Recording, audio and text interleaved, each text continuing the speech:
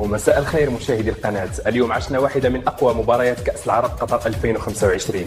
المنتخب المغربي الرديف واجه منتخب جزر القمر في مباراة ندية ومشوقة. أسود الرديف دخلوا بعزيمة كبيرة، وبفضل الأداء الجماعي والروح القتالية تمكنوا من تحقيق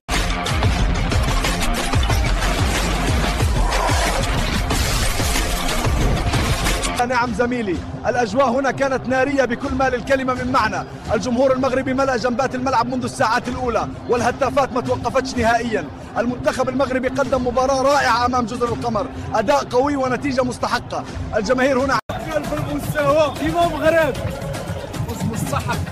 الدراري شرفونا، الأداء رائع وباقي الخير لقدام. نتمنى نجيبوا الكأس.